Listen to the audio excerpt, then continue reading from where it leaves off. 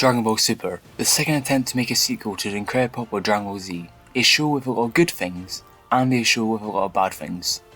And then one day I thought to myself, wait, I have a channel where I make what ifs. I can undo all the bad the show's done. I can change it to something the fans would like. What if I changed Dragon Ball Super? And before we start, I'm just gonna say, when I say I'm changing Dragon Ball Super, I mean I'm changing Dragon Ball Super. Like, I'm changing the backstories of characters, changing the power scaling, and changing when certain arcs happen. And with all that out of the way, we can begin. Ironically, most of the Battle of Gods will happen as usual, as personally I don't see much wrong with it, but I'm going to be changing a few things about it. The fight between Goku and Beerus will happen the same, except Goku will stay in Super Saiyan God the whole time. He won't turn off Super Saiyan God and go into Super Saiyan on top of it, and unfortunately, you might never see Goku go Super Saiyan again in the story. After the fight with Beerus, Goku would notice that his base form is much stronger than it was before, but unlike in canon, he's not going to absorb the full Super Saiyan God into his base form, he'll just absorb some of the power. After the fight, Vegeta would confront Goku, asking him if he would like to fight him and the other Saiyan children to see where the Super Saiyan God stands against him, and obviously, Goku would agree to this. A fight ensues, and once all the other Saiyans power up into full power, Goku just gets... I can't describe it, just leave the poor man alone, he doesn't stand a chance. So after Goku gets smacked about for like a few minutes, he just decides he'll just turn to Super Saiyan, defeat him out easily, and then wait, he can't power up into Super Saiyan. Wait, what's Kakarot talking about? How can he not turn to Super Saiyan? He's mastered the form for years. Panic ensues as everyone tries to figure out what's wrong with Goku, but then Piccolo offers a theory.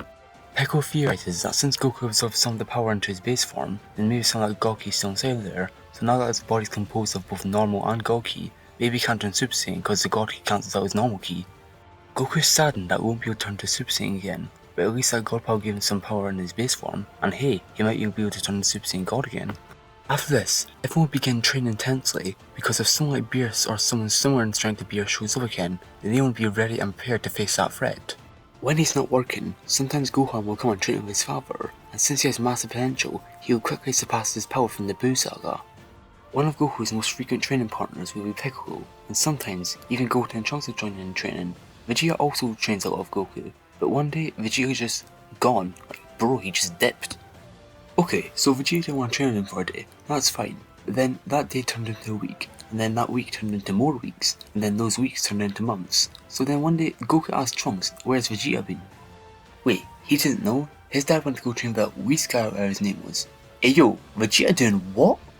Goku apologized to everyone. He's gonna have to cut his training session short. He puts two fingers on his head and tries to find Vegeta's energy. After a few minutes of looking, he finally finds it and teleports to it. Goku arrives on a strange planet.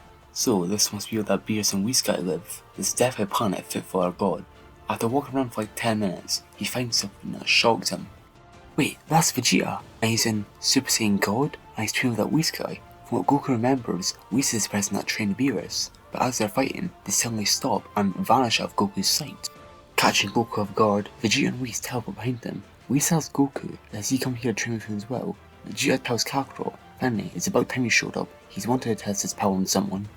Goku says that he came here looking for Vegeta, and Goku says to Vegeta what he done was very unepic of him, going off the train without telling him. Anyway, Goku asks Whis, where is Lord Beerus? Whis gives a sigh. If he wants to know where Lord Beerus is, then he guesses he can show him.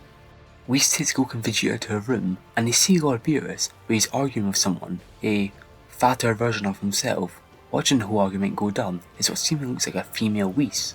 The fat Beerus, who is known as Champa, says to Beerus, why can't he go in his universe for the Super Dragon Balls? He's not using them for anything. Beerus says back, no, he can't go in his universe looking for stuff, it's not how it works. Midway through the argument, Vegeta glances over at Whis and Vegeta, and he sees Goku. He gives a grin and looks at Champa. He tells Champa, well if he owns Super Dragon Balls, how about they fight for it? How about a tournament? They both get 5 prizes from their universes, and whoever wins the tournament gets Super Dragon Balls. A tournament for Super Dragon Ball, he says. Fine, in 2 months time, how about they meet in that nameless planet in between the universes? He'll show Beerus, he'll show that his universe is stronger.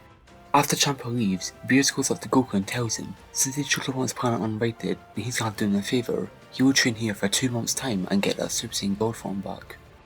Train with a god? Of course he's gonna want to do that. But Goku does say to Beerus, can he only stay here for 3 or 4 days a week, as he'll want to go home and see his family and train the other fighters. The 2 months of training ensues, and thanks to Goku and Vegeta training with each other, they will see massive gains here. and surprise surprise, Goku will be able to tap into Super Saiyan God again and also master it before the tournament. The day of the tournament has arrived, and Universe 7's team consists of Goku, Vegeta, Piccolo, and Gohan, but the last member isn't so clear cut. The first option to come to mind were Goten and Trunks, and thanks to their excessive growth and training and a newly unlocked Super Saiyan 2, they would be excelling in this tournament, but the problem is they don't really want to pick one over the other because that would seem unfair. You could also fuse into Gotenks, but the problem is they don't really know if fusion is allowed in the rules, and even if it is, Gotenks tend to get carried away in fights, so you might just defuse during a battle and they'll get disqualified. On the other hand, there is Majin Buu. Although he's not as strong as Gotenks, his technique and ability to adapt is amazing. Also due to how he's literally built, he would be amazing in a tournament setting. So a choice is between a stronger stupid child or a more adapted stupid pink guy. In the end, I think they'll choose Majin Buu. Although he's not as strong as Gotenks, his techniques will make him more unpredictable in the fight. So our team arrives to the tournament, and they get to see who's on the enemy team. There's a Saiyan with a tail, told to someone who looks like Frieza, a big metal guy just chilling, a scary looking purple dude, and someone who looks like a blue Super Buu. Okay, so before the tournament begins, I'm just gonna make some rule changes here. So if you're fighting someone and you beat that person, you won't move to fight the next person. If the next person fighting loses, then you're going to fight that next person. Does that make sense? Okay, so the order of the tournament will go in Piccolo vs Vegeta, Vegeta vs Cabba, Majin Buu vs that Super Buu lookalike, Frost vs Gohan, and Goku vs Hit. So first up is Piccolo, and he doesn't want to mess around here, so he takes off his weight coat and charges on Vegeta. He goes in for a punch and his arm breaks on impact. Wow, that was painful. Whoa, what was that? From what Beer's heard, Piccolo should be able to destroy multiple soul systems, so how come a piece of metal break his arm on impact? But then he starts getting lava from the other side of the arena. Oh, he didn't know? The Metal Men have an ability to dissolve metal into biomass, increasing their strength and durability, and since he heard Beerus was making some of his teammates stronger, he thought he'd make some of his stronger, by feeding Vegeta a few dozen blocks of Kachi. Beerus would be mad at this, but in all fairness, he did make 2 people in his team gods, so he let this one slide.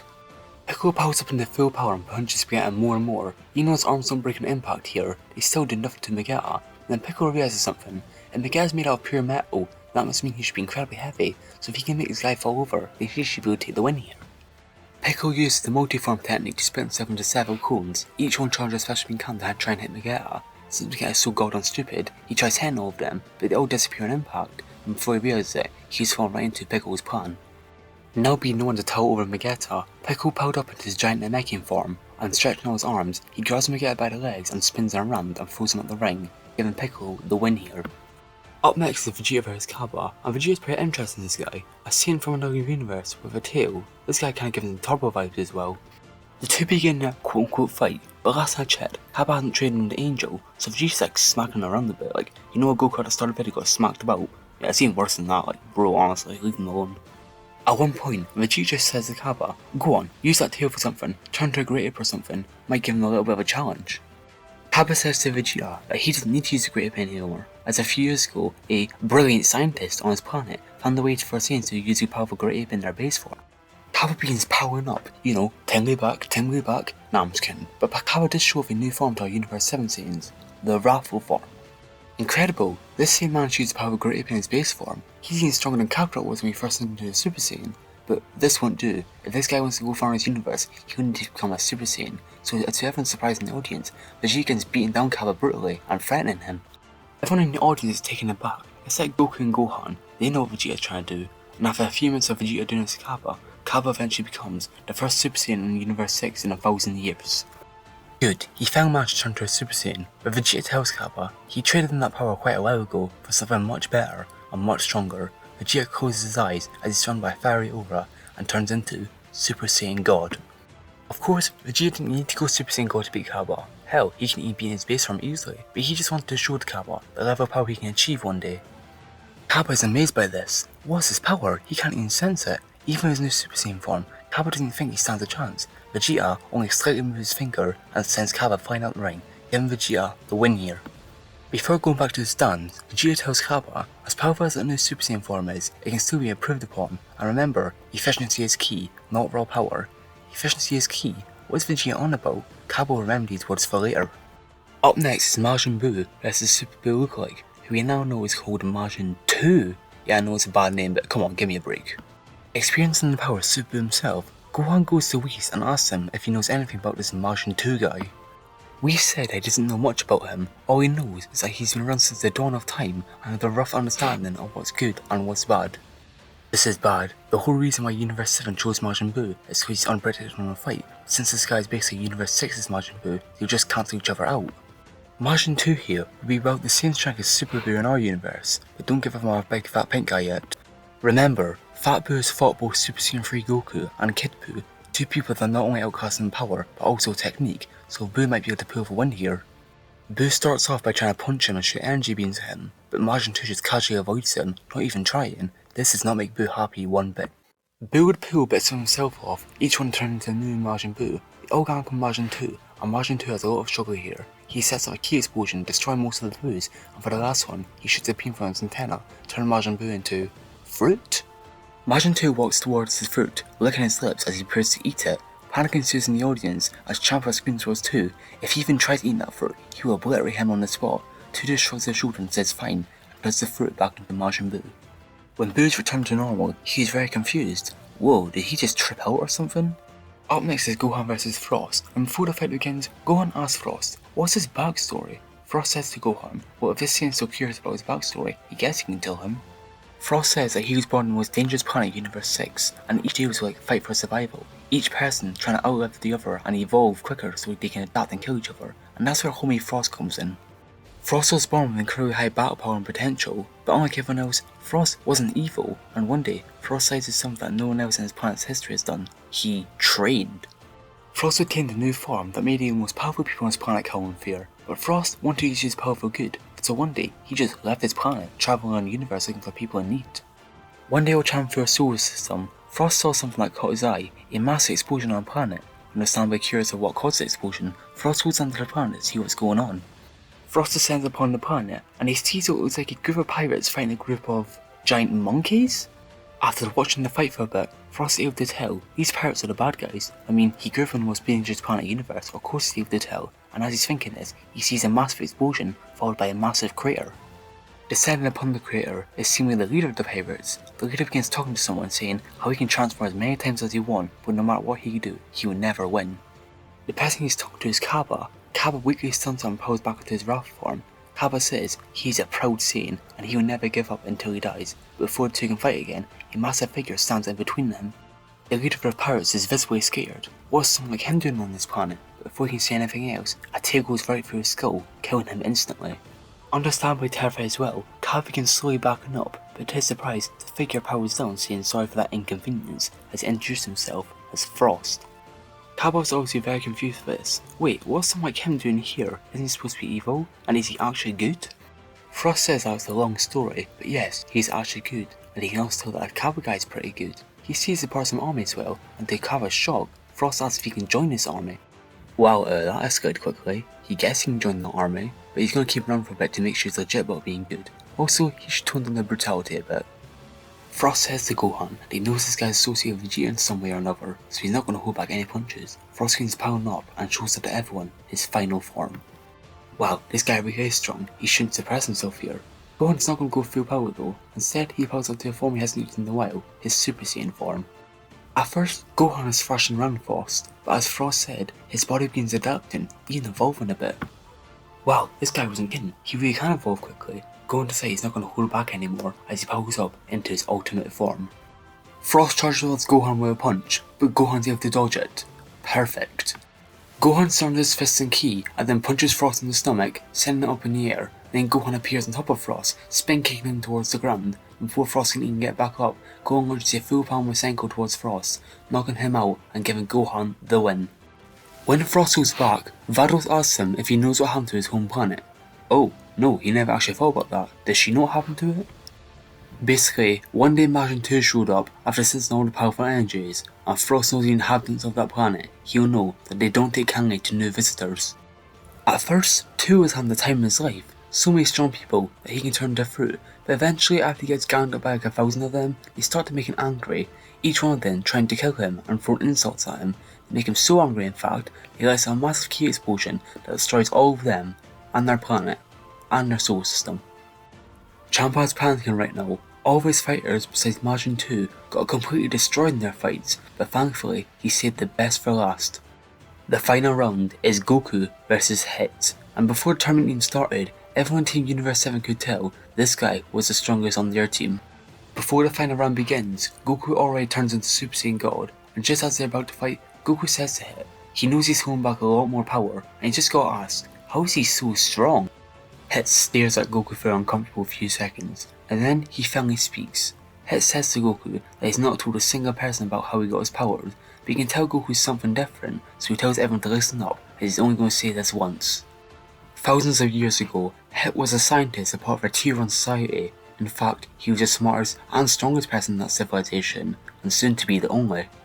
Hit and his team of scientists were working on something amazing, a machine that can manipulate time. With that machine, they were able to reverse damage done to buildings, make crops grow quicker, etc. But then one day, something went horribly wrong. Hit got called by someone on his team, saying that the machine's taking in too much energy, began to malfunction, and could implode any minute now. Hit rushes to the machine's location, doing everything in his power to shut off, but nothing's working. All the scientists besides Hit has fled the facility. As a last resort, Hit sticks out his arms with 2 energy gauntlets on them, trying to see if he can absorb the energy as a last resort, and just as he does this, the machine explodes. The planet begins to explode, and Hit is thrown miles away by the explosion, and just before Hit fades into unconsciousness, he gets a good look of his planet exploding, along with his entire species. Hit was saved by a bunch of aliens who saw the explosion, and is now in a hospital. Every bone in his body is broken. The doctors don't think he will even survive, and next day when they go to check in on him, he's just gone. Hit's walking around the streets on an unknown planet. He doesn't know what happened to himself really. The only explanation he can think of is that maybe when he absorbed the power by the explosion, he got the ability to manipulate time, and maybe he reversed the damage done to his cells while he was unconscious.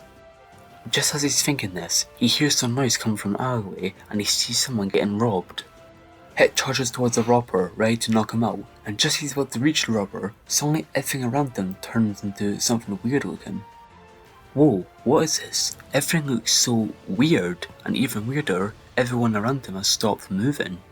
Hit goes up to the robber and punches him in the stomach. Nothing happens. After waiting a few minutes, suddenly everything returns back to normal and the robber is sent flying. Interesting, so it appears he has the ability to manipulate time now. What should he do with this power? As he's thinking this, Hit glances towards the wall and sees a wanted poster, reward 10 tons of gold. Ever since then, he has worked up a reputation of himself, being the most powerful and fearful assassin in his universe, and when he gets old, he uses his power to reverse time himself, making him look young again, and when he gets an injury, he reverses time on that injury, making it heal. Whoa, this guy's an assassin, is thousands of years old, and can manipulate time? Even with his god form and training from Whis, Goku doesn't even know if he can win this fight. Goku gets in a stance, ready for anything Hit throws at him. The two stare at each other for a few seconds, and then Hit charges. Hit goes for what is seemingly a punch to the stomach, but just before he hits Goku, he vanishes out of thin air and is now behind Goku. Goku is narrowly able to dodge the attack as he goes for a punch on Hit's face, sending him back a bit. The two go both for blow, each one dealing a lot of damage to each other, and after a while they both realise something. Goku may have the advantage in terms of pure strength, but Hit with his time skip and assassin techniques is able to keep up with him. Goku tries to freeze Hit with a new technique he's learned, the God Bind, and to Goku's surprise, the attack lands. Before the attack lands, Hit's able to use his own technique to freeze Goku in place, the Time Cage. A complete contrast to what the fight was before, the two just stand there, each one trying to break out the other's technique. The first one to break out is Goku, and as he charges towards Hit with a final attack, Hit has entered into his own separate dimension. The only beings that are capable of moving in this are himself, the Destroyers, and the Angels. Hit slowly walks up to Goku and unleashes a barrage of punches and kicks, and as he leaves his dimension, Goku is sent flying out of the ring, giving Hit the win here. Vegeta says to everyone that he should go fight Hit next. If he struggled against one Super Saiyan God, then what's he going to do against two? But just before he enters the ring, he feels an arm on his shoulder. Gohan asks Vegeta if he can go in next. Sure, he's not as strong as him or Goku, but he's been studying Hit's techniques and tactics, and he wants to see if technique can beat someone who's stronger than you. Vegeta allows this, and next up to fight Hit is Gohan. When the fight starts, Gohan launches a blast to the middle of the ring, creating a dust screen around the arena. This trips up Hit a bit. Not only can he not see Gohan, but all this dust getting in his eyes messing up his senses. Catching Hit off guard, Gohan manages to land a massive right hook on Hit's face, sending him face first to the ground. Making some distance, Gohan throws a bunch of small bullet balls of ki around him. Just as Head gets back up, Gohan's able to tell exactly what he's about to do, so he pulls up the full power to tank the next attack. Just as Gohan expected, Head went back into his own separate dimension. Just like with Goku, Head lands a massive barrage of attacks on Gohan, and as he leaves his dimension, Gohan is sent flying in the air. But then to Head's surprise, he's also sent flying in the air. Those little balls of ki Gohan's planting everywhere were actually tiny ki bombs. The two collide mid-air, and Gohan's able to grab Head in a full Nelson. As he does this, he launches Kamehamehas from his feet, rocking both him and Head out of the ring. Understandably, Goku is very proud of his son. He was able to defeat an opponent stronger than him with his sheer strategy. Maybe he should be doing that more. Universe 7 begins celebrating, but for the other side of the arena, Champa screams, "No, he still has Majin 2 to fight." Piccolo says to everyone that he'll fight Majin 2. He felt powerless when Super came to the lookout and killed everyone on the planet, so it's be kind of good closure for him.